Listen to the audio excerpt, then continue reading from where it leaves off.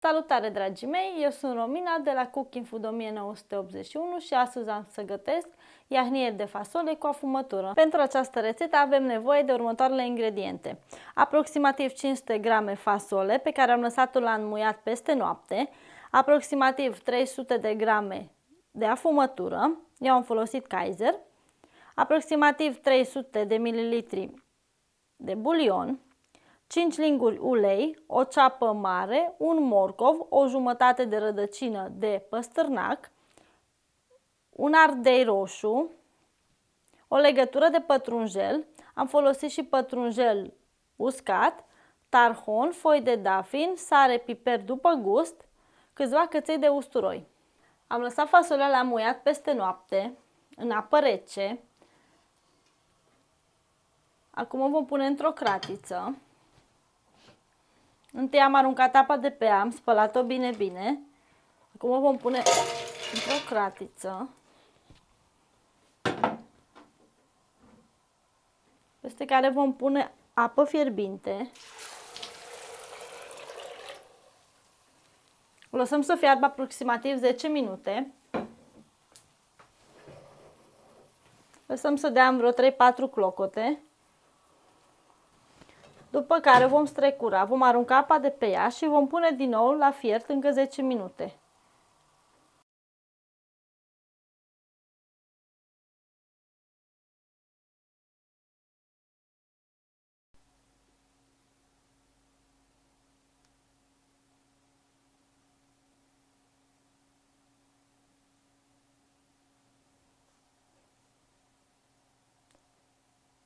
Acum punem fasolea la fiert în cea de-a doua apă, o lăsăm 10 minute, cât să dea în câteva clocote.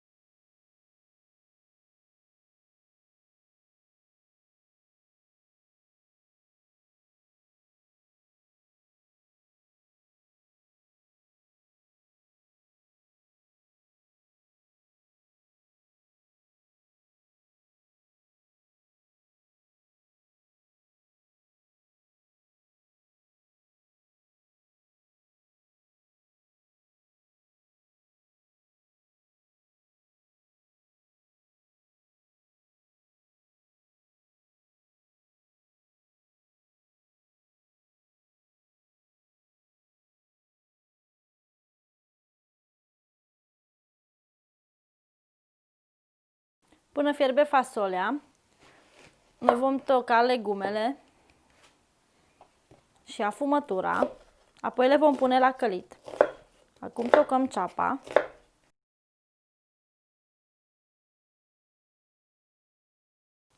Usturoiul vom toca.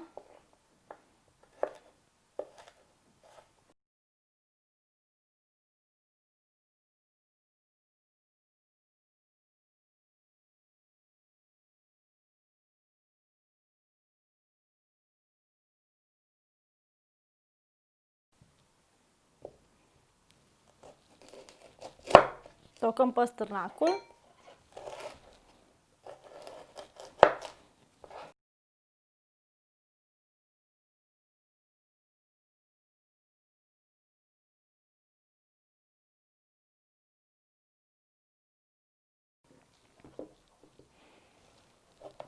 Tăiem cu bulețe și morcovul.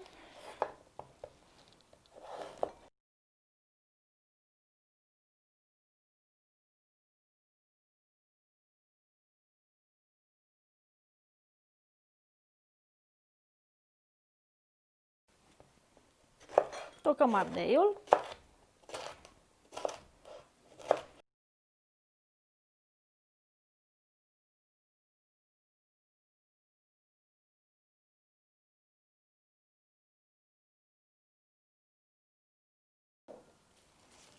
Tocăm și pătrunjelul.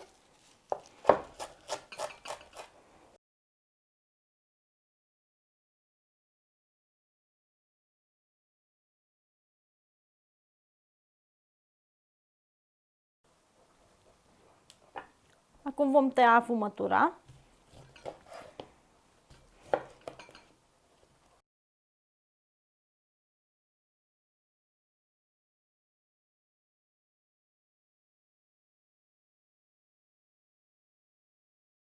Vom pune la călit legumele, punem uleiul,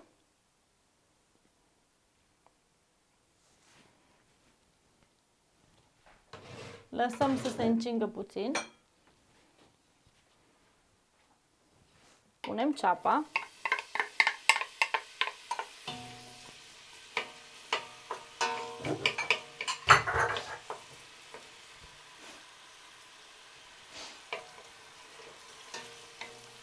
călim 2-3 minute.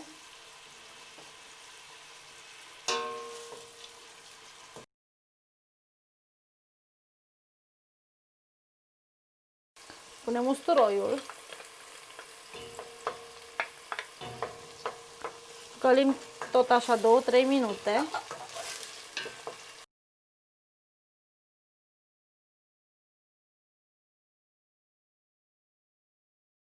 Adăugăm ardeiul.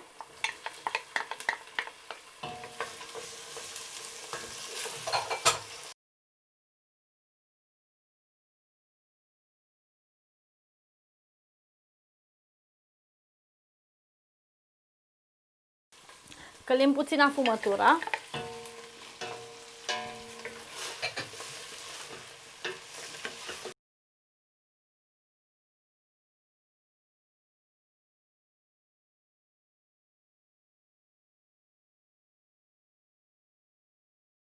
Adăugăm bulionul.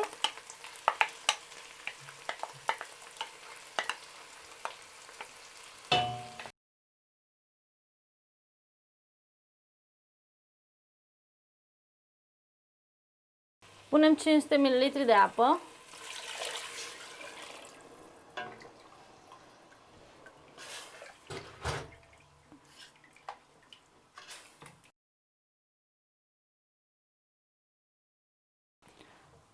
Adăugăm fasolea.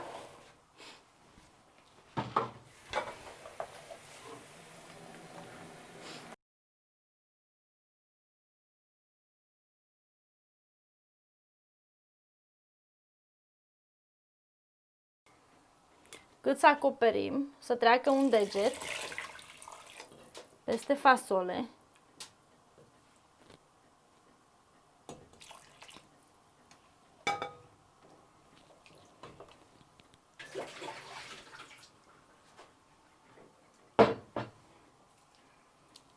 Punem foile de dafin.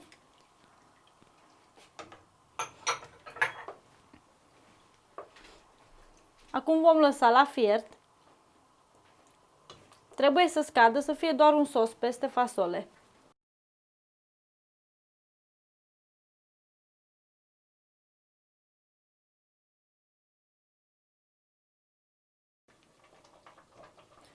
Acum voi adăuga sarea. Amestec. Piperul. Amestec din nou. Pătrunjelul uscat.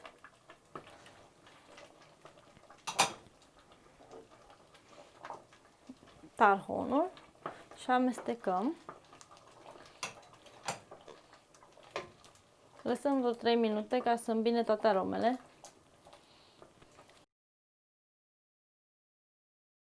Adaug pătrunjelul.